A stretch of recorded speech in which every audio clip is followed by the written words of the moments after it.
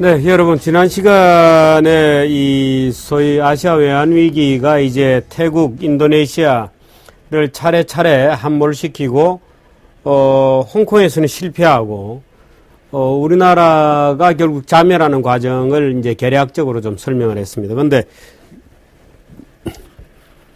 사실 우리가 아시아 외환위기 이렇게 알고 있습니다만 96년도에 이제 태국 바트와에 대한 공격에서 시작이 되었는데 사실은 그 전사가 있습니다. 전사가 있는 것이 우리는 아시아 외환위기라고 기억하고 있습니다만은 원래는 그 94년부터 시작된 일종의 개도국들의 삭감이라고 할까요? 예를 들어서 2008년에 리만 브라더스 사건이 터지고 2010년부터 이제 소위 유럽의 재정위기라고 하는 사태가 터져서 이제 유럽 전체가 지금 쑥대밭이 되고 있잖아요.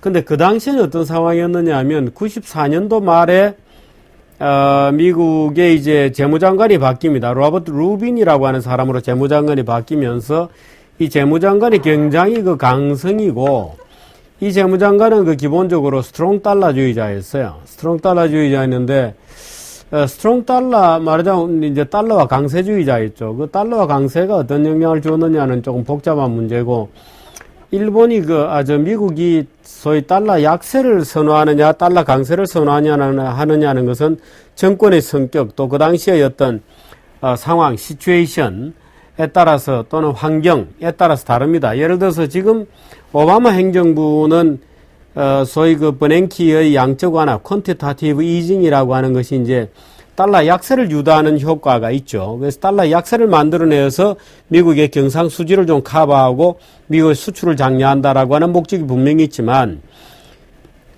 그 당시에 로버트 루빈이라고 하는 사람이 클린턴의 재무장관으로 노미네이트가 된 게 94년 10월 달일 겁니다. 근데 이 골드만삭스 출신이에요. 골드만삭스 회장 출신이고, 물론 유대인이고요. 아주 그 얼굴에 군살이라고는 안 붙어 있는 딱 뼈만 남아 있는 사람입니다. 빼빼하고 키는 크고 아주 이 얼굴이 딱 각져서 마치 무슨 영화에 나오는 무슨 아주 잔혹한 악당 이미지 같은 것일 수도 있고 아니면 아주 천사 같은 이미지일 수도 있는 아주 복합적인 그런 얼굴을 가진 사람이죠. 이 로버트 루빈이라고 하는 사람이 재무장관이 되었는데 이 사람은 금융가 출신입니다. 그 골드만삭스 출신이고 미국의 재무장관이 되기 전에 한국에 왔던 적이 있어요. 한국에 이제 골드만삭스 회장으로 왔는데 우리나라 관리들은 미국의 골드만삭스 회장이 어느 정도 힘이 있는 사람인지를 잘 몰랐죠. 그래서 그 당시 이제 국회가 일래서 장관도 없고 차관도 없고 미리 약속을 하고 왔을 텐데 아마 장관은 국회 불려가고 차관도 국회 가고 아무도 없고 겨우 이제 과장을 만나고 갔다는 겁니다. 미국 우리 세무부에 와서. 명석이 골드만삭스 회장이 한국을 방문을 해서 94년이었죠. 방문해서 왔는데 과장 만나고 그것도 뭐 아무도 에스코트를 안 해줘서 계단으로 왔다 갔다 하고 이랬다 그러더라고요. 그래서 골드만삭스 회장으로서 이 나라 저 나라를 숱하게 다녔는데 한국에 가서 엄청난 홀대를 받았다고 아마 그런 거 푸념을 했다고 해요. 근데 바로 이 사람이 이제 불과 몇 달 만에 미국의 재무장관이 된 겁니다.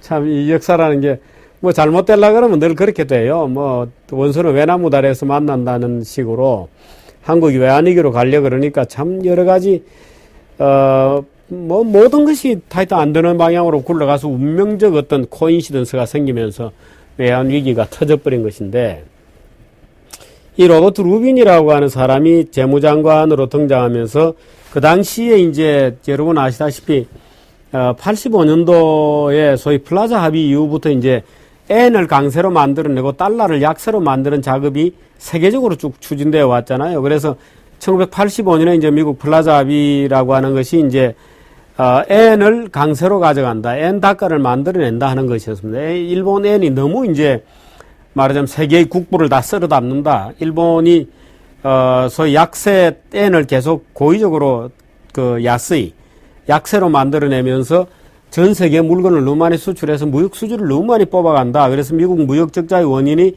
엔 약세다. 지금 위안화하고 마찬가지 논쟁이 이제 그때는 엔과 관련해서 있었던 거죠. 그래서 엔을 강세로 만들어내기 위해서 80원 플라자 합의를 만들고 엔이 그때 250엔에 있던 것이 120 그때 이랬다는 겁니다. 그 플라자 그 참 미국은 두 얼굴을 갖고 있는데요. 미국은 두 개입니다. 하나는 세계를 컨트롤하는 보편 국가로서의 미국이 있고, 하나는 국익을 가지고 있는 내셔널 컨트리로서의 미국이 존재하는 거죠. 그런데 이 후자로 돌았을 경우에 지구는 굉장히 불편해집니다. 말하자면 미국이 자기의 어떤 국가적 이익을 위해서 세계의 보편적인 관리자로서의 어떤 세계 경찰로서의 기능을 포기하고 일정 부분 양보를 하고 국익을 지키려고 할 경우에 여러 가지로 고단해지게 되는데요. 말하자면 우리나라의 반미주의자들이 이제 그런 모습만 극단적으로 강조를 해서 이제 미국을 무슨 깡패 국가다 이렇게 주장하는 사람들도 있습니다만은 그렇지는 않고요. 미국은 어디까지나 사실은 보편주의적 원칙에 입각하기 때문에 오히려 미국이 지도력을 가지고 있는 거죠. 그런데 1985년에 이제 플라자 합의를 하면서 일본 엔화를 말하자면 일본 강세를 만들어내고 위크 달러를 만들기 위해서 10년 동안 노력을 해왔었습니다. 그래서 그 당시 250엔, 달러당 250엔이던 것이 달러당 125엔까지 떨어졌었어요. 그러니까 엔화는 정확하게 2배의 미국 달러에 대해서 2배의 가치를 갖게 된 거죠. 250분의 1에서 125분의 1이 된 거니까. 근데 그 당시에 이제 플라자 호텔에서 회의를 할 때 이랬다는 겁니다. 일본은 어디까지나 무역 수지를 방어하기 위해서 이제 그 당시 협상에 나왔던 대표들이 말을 잘 안 들어주니까 미국 대표가 화가 나가지고 식당에서 이제 회의를 하는데 그 냅킨 있잖아요. 냅킨에다가 125라고 딱 쓰고 이렇게 보여주고 125 딱 보여주고 이것으로 회의는 무난하게 끝난 것으로 하겠습니다 하고 딱 내려놓고 나갔다는 겁니다. 그러고 나가서 기자들 모아놓고 회의는 끝났다. 원만하게 일본의 엔화를 강세로 유지하기로 강세 전환시키기로 합의봤다 하고 발표를 했다는 겁니다. 그 말을 안 들으니까 이제 종이에 125라 딱 썼다는 그 당시 250엔이었을 테니까요. 만일에 지금 우리 원화가 1,000원 1,100원 뭐에서 깨져서 1,000원대입니다만은 예를 들어서 너 국제수지 무역 흑자가 너무 많아 500원으로 내려 이러면 우리 죽는 거죠. 완전히 가는 겁니다. 그런데 250엔 하던 것을 125엔으로 내리라고 강력하게 요구를 한 겁니다. 사실 일본이 그 정도로 어마어마한 국제 영향력을 가지고 있었습니다. 125엔을 하고도 국가가 망하지 않았으니까요. 그런데 94년이 되었을 때는 125엔이 무너졌습니다. 계속 125에 120, 110 이렇게까지 밀리고 있는 거예요. 달러가 계속 약세였던 겁니다. 근데 그 순간에 로버트 루빈이라고 하는 친구가 미 재무장관으로 소위 미국 금융정책의 칼을 쥐게 되었어요. 이 로버트 루빈이 미 재무장관으로 되었을 때 그때 미국 금리가 어느 정도였느냐 하면 2% 후반이었습니다. 그린스펀이 이제 FRB 의장이었고, 근데 그린스펀은 우리가 알듯이 그렇게 중앙은행 독립을 주장하는 사람은 아니고요. 또 어느 나라는 마찬가지입니다. 그래서 재무장관이 금리 올리라 그러면 올리는 거죠.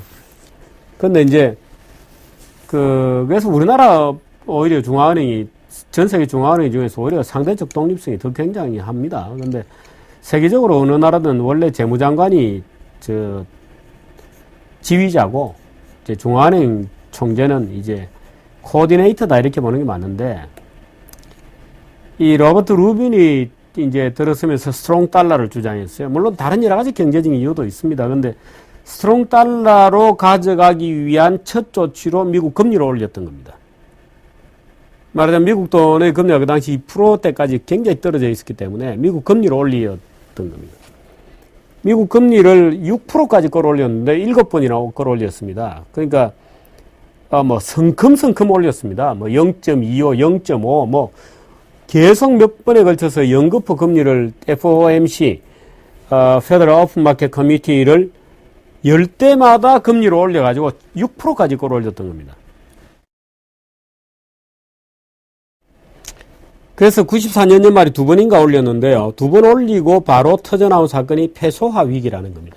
페소화 어느 나라죠? 멕시코입니다. 멕시코 페소화 위기라는 것이 터진 것이 95년 1월 달이에요. 94년 연말부터 시작해서 95년 1월 달까지.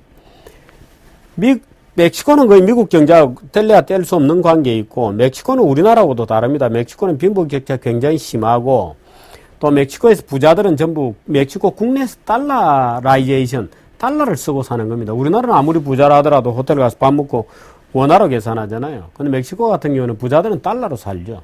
밥 먹고 밥값 낼 때 달러로 그냥 내는 겁니다. 근데 가난한 사람들은 페소를 쓰고.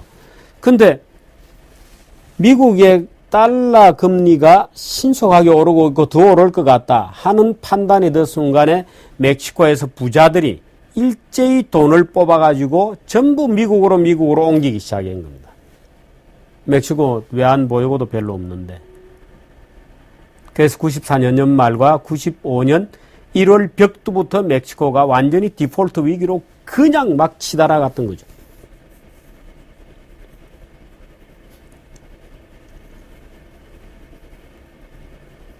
그렇게 시작된 게 외환위기의 시작이었습니다. 물론 멕시코, 그 다음에 이제 멕시코하고 중남미 몇 개 국가가 흔들흔들하고 수습이 되었어요. 그러고 그 다음에 96년도에 태국을 때리고 태국, 인도네시아, 대만, 싱가포르, 홍콩, 한국을 때려 눕힌 다음에 러시아로 넘어가서 러시아가 외환위기에 걸려들어서 또 작살나고 그 외환위기가 다시 브라질을 때리고 그래서 완전 외환위기가 전 세계 개도국들을 도미노처럼 무너뜨렸던 겁니다. 전 세계 외환위기라는 불덩어리가 지구촌을 다니면서 초토화시키고 있는 겁니다. 그러니까 아시아로 와가지고 태평양 연안을 따라서 전부 초토화시킨 다음에 러시아로 건너가서 러시아를 병신 만들고 거기서 또 대륙을 건너뛰어서 남미로 가서 브라질을 때린 다음에야 끝난 것이 그러니까 95년 1월 달부터 시작해서 5, 6, 7, 8년도 10월 달까지 약 4년간에 걸쳐서 지구촌의 개도국들을 그 중간에 터키도 있습니다. 늘 초토화시켰던 것이 외환위기입니다. 그러니까 우리나라만 당했던 것은 아니고 전 세계 2차 대전 이후에 약 60년도 후반부터 머리를 쳐들었던 우리도 좀 살만해라고 이제 머리를 쳐들고 했던 각 국가들을 이제 웃잘았던 거죠. 내실을 천천히 다지면서 이제 이렇게 성장한 게 아니고 그야말로 자본 투입에 의한 요소 투입에 의한 그런 고도 성장을 하면서 말하자면 웃자라게 된 그 빈 공간을 파고들면서 외환위기가 쭉 나가서 외환위기에 걸려드는 국가들이 전부 털썩털썩 다시 제 위치로 약 한 30% 정도까지 국부가 삭감된 그런 그 어떤 초토화 현상이 나타나는 겁니다. 그 다음에 이제 지금 말하자면 유럽을 때리고 있는 거고요.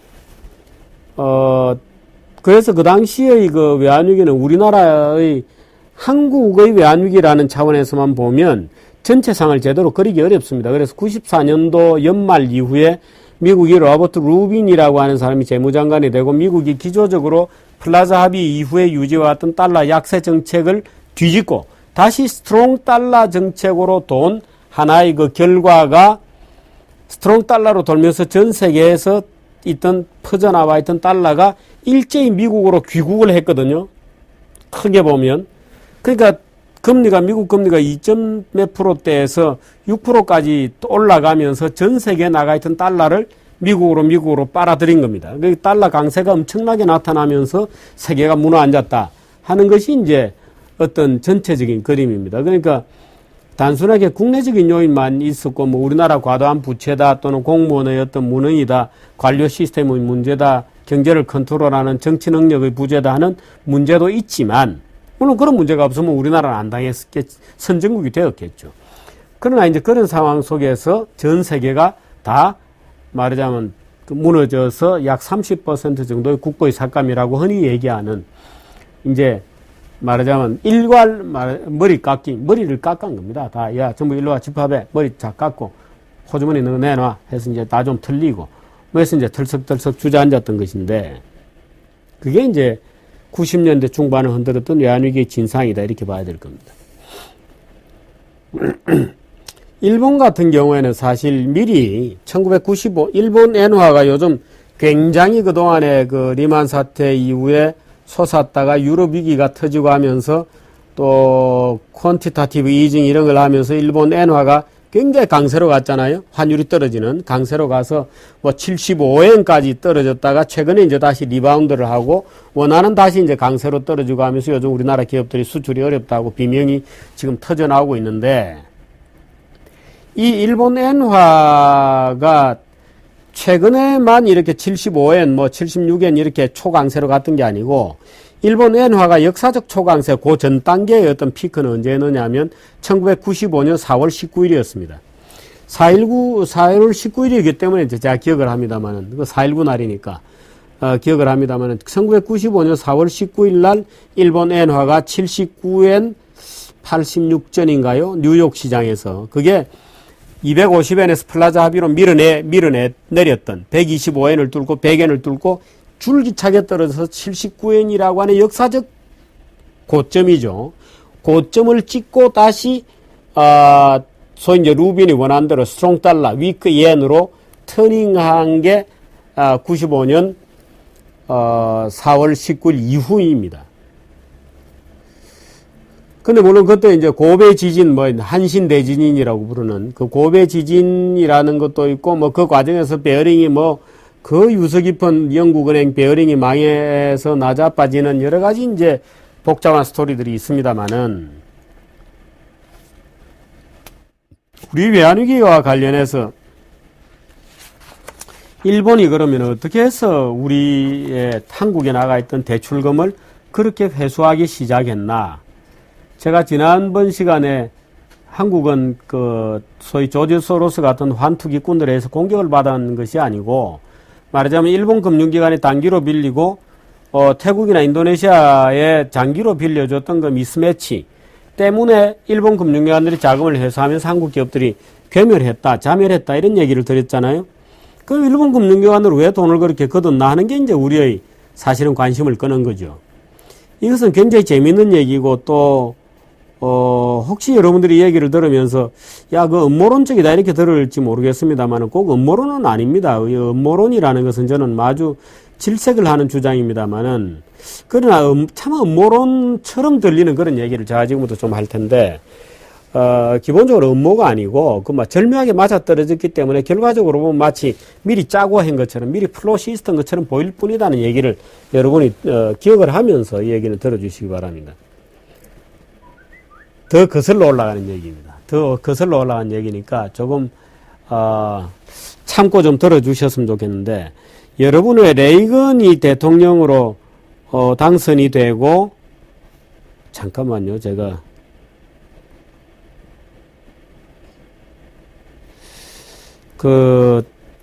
레이건이 대통령으로 당선되고 그해 79년도 연말에 미국의 그 재무장관으로 폴 볼커라는 사람을 지명을 합니다. 폴 볼커는 언젠가 제가 한번 말씀드린 적이 있는데 키가 2m 7이나 되고요. 작년에도 우리나라에 왔다 갔습니다. 올해는 안 왔나요? 작년에 이제 저희 한국경제신문에서 하는 그 인재포럼, 휴먼 리소스, 인터넷 글로벌 포럼, 거기에 이제 연사로 초청되어 왔다 갔는데, 아주 저는 현존하는, 아직 살아 있습니다. 그러니까 현존하는 세계 경제 정책가 중에서 단연 1번을 꼽으라 그러면 저는 폴 볼커를 꼽습니다. 근데 물론 이제 다른 사람, 제가 모르는 사람도 많고, 뭐 고던 브라운을 꼽는 사람도 있고 여러 사람이 있습니다만 저는 단연 폴 볼커를 꼽습니다. 근데 이 폴 볼커도 유대인이죠. 근데 이 폴 볼커가 재무장관이 아니고 미국 FRB 의장으로 지명이 됐는데, 그래서 99년 말에 지명이 되고 레이건이 임기를 시작하면서 이제 같이 미국 FRB 의장이 되었어요. 근데 FRB 의장이 되면서 그 당시 금리가 약 한 4%대 내지 5%대에서 왔다 갔다 그 미국 금리를 20%까지 끌어올렸습니다. 어떤 일이 벌어졌을까요? 미국 같은 큰 나라에서 금리를 4%에서 20%로 끌어올리면 거의 뭐 웬만한 부실기업은 다 죽어버립니다. 거의 20% 금리를 지탱할 수가 없잖아요. 개도국에서도 20% 금리라면 어마어마하게 높은 금리고, 지금 우리나라 금리가 6% 뭐 7% 이런데, 예를 들어서 10% 이렇게 끌어올리면 지금 우리나라 가계부채 때문에 뭐 전부 난장판이 될 거 아니겠어요? 근데 미국 같은 나라에서 20%까지 금리를 끌어올렸던 겁니다. 왜? 여러분이 그걸 아셔야 되는데, 이제 70년이 되면서 전 세계가 스태그플레이션, 엄청난 인플레이션이 닥치면서 소위 케인지안적 경제 대책이라는 게 완전히 괴멸이 되어버립니다. 그래서 이제 80년대 소위 하이에크나 미제스가 주장하는 이제 신자유주의적 경제정책이 등장하면서 그 바람을 등에 업고 폴 볼커가 이제 FRB 의장이 되면서 미국의 만연해 있는 거품, 인플레이션이라고 하는 거품, 금융 거품이 어마어마하게 쌓여 있었거든요. 그러니까 끊임없이 이제 2차 대전 이후에 그 케인지안의 룰에 따라서 경제가 나빠질 때마다 돈을 계속 풀어대서 어마어마한 화폐량이 나타나면서 결국에는 유가가 폭등하고 금값이 폭등하고 소위 실물 경제에 엄청난 인플레이션이 닥친 게 70년대 전체의 소위 스태그네이션 더하기 인플레라고 하는 불황 속 그 물가 상승이라고 하는 현상이 지배했던 겁니다. 그래서 1차 월쇼크하고 2차 월쇼크하고 했던 건데 그 와중에 폴 볼커가 이제 미국의 FRB의 지휘봉을 잡고 손보기 시작한 게 인플레였어요. 인플레 파이터가 된 겁니다. 그래서 미국 금리를 끌어올리면서 거품이란 거품은 다 걷어내기 시작했던 것이 이제 폴 볼커의 위대한 점인데, 그래서 폴 볼커 FRB 의장을 할 때 그 그린스펀 회고록에 보면 이런 그린스펀이 폴 볼커를 굉장히 존경했다고 쓰고 있으니까요. 그린스펀도 유태인입니다. 그런데 폴 볼커는 지금 뭐 하느냐 하면 오바마 행정부 들어와서 이제 국가경제회복위원회 위원장을 하고 폴 볼커 유대인입니다. 그런데 홀로코스트 위원회, 홀로코스트 파운데이션의 폴 볼커 스탠딩 어드바이저죠. 그러니까 상임 고문으로 있습니다. 그러니까 유대계 사회에서 아주 지도적인 위치에 있는 그런 사람인데, 폴 볼커가 이 폴 볼커가 이제 지휘봉을 지면서 금리를 계속해서 끌어올려가면서 미국의 중소기업 중에 부실한 중소기업은 다 망하게 만들어버리는 겁니다. 대기업들도 다 망하게 만드는 겁니다. 빌딩 부동산 가격 다 그냥 끌어내리는 겁니다. 빌딩 가격이 반토막 나고 엉망되었으니까요. 그렇게 해서 미국을 깨끗하게 구조조정을 하고 7년 만에 연임을 못하고 물러났습니다. 그 그린스펀 회고록에 보면 이제 아침에 폴 볼커가 이제 집에서 혼자서 도시락을 까먹고 식사는 아주머니가 있었겠죠. 그 폴 볼커 부인은 시골에 사는데 난 도시 가기 싫다 그래서 한 남편만 이제 워싱턴에 와서 근무를 하는데, 이 사람이 이제 아침 밥 먹고 나가서 이제 계단을 따라서 쭉 내려가면 길 건너편에 이제 폴 볼커 죽인다고, 저는 너가 금리를 올려서 내가 회사에서 망했다, 네가 금리를 올려서 내가 파산했다, 이런 사람들이 막 인산인해를 이루면서 근데 집 건너오지는 못하고, 건너오면 경찰이 체포하니까 그 길 건너편에서 그렇게 시위를 하면 폴 볼커가 마치 신선이기라도 한 것처럼 계단 밑에 가만히 내려와서 그 사람들 얼굴을 가만히 쳐다보고 출근하고 그랬대요. 그 출근하면 금리를 또 올리고. 참 위대한 정신이죠. 근데 그렇게 금리를 끌어올리면서, 그러니까 서민들은 난리가 났을 거 아니에요. 금리가 올라가서 가계대출 본 사람들 망하고, 중소기업 망하고, 부동산 가격 떨어지고, 집값 떨어지고, 그렇게 해서 거품을 없애는 것인데, 지금 우리가 보면 거품을 없애는 것이지만, 그 당시 사람들로 볼 때는 완전히 나를 죽이는 거거든요. 그러니까, 그래서 물론 이제 7년 한 임기밖에 못했습니다만은, 그래서 레이건이 위대한 대통령이라는 게, 그런 중앙은행 총재를 레이건은 굉장히 사랑하고 아끼고 품에 안고 있었다는 겁니다. 금리를 끌어올리는 데 대해서도 별 반대도 없고. 그렇게 해서 미국을 깨끗하게 구조조정을 했던 겁니다. 깨끗하게 미국을 구조조정을 했습니다. 구조조정이라는 것은 뭐냐? 자산의 가격을 떨어뜨리는 겁니다. 그래서 미국의 빌딩 가격, 엠파이어 스테이트 빌딩이다, 시어스 로벅 타워다, 절반 가격으로 다 떨어졌습니다. 그러고 나니까 어떤 일이 벌어졌냐? 일본 자본이 겁도 없이 미국에 들어와서 모조리 다 사치우는 겁니다. 엠파이어 스테이트 빌딩도 사고, 미국에서 일본은 그 당시 거품이 최고조로 있었거든요. 무역 달러가 쏟아져 들어오고 어마어마한 거품이 있었기 때문에 일본이 볼 때는 미국 땅값은 너무 싼 겁니다. 그래서 그 당시 도쿄만 팔아도 미국 전부를 사들일 수 있다 그랬거든요. 도쿄만 팔아도 미국 전부를 사들일 수 있다. 그러니까 헐리우드 전부를 소니가 사들인다, 난리가 난 겁니다. 제가 80년도 초반을 막 지나가면서 기자 생활을 시작했는데, 그때 제가 기자를 할 때 매 아침마다 기사를 보면 제가 쓰기도 하고 기사마다 일본 오늘은 미국을 뭘 사들였다. 일본 오늘은 뭐 미국 서부에 뭐를 사들였다. 일본 영국에 뭐를 사들였다. 온 일본이 전 세계를 사들이는 기사가 도배질이었습니다. 예를 들어서 연말이 되면 전 세계 금융기관들 랭킹이 쭉 나오잖아요. 1위 스미토모, 2위 뭐 전부 거기서 노무라, 뭐 3위 야마이치. 일본의 금융기관과 쇼갱, 증권회사들이 전 세계 금융기관 랭킹을 재면 전부 탑랭크했습니다. 1등부터 10등까지의 거의 대부분을 일본 증권회사와 은행들이 다 차지했어요. 전 세계 금융을 완전히 일본이 틀어쥐었던 거거든요. 미국 건 이제 구조조정을 하면서 완전히 몸에 군살이 다 빠져서 홀쭉해져 있고, 일본이 막 어마어마한, 그래서 그 당시 뭐, 이코노미스트라든 잡지 같은 거 보면 막 스모 선수 있잖아요.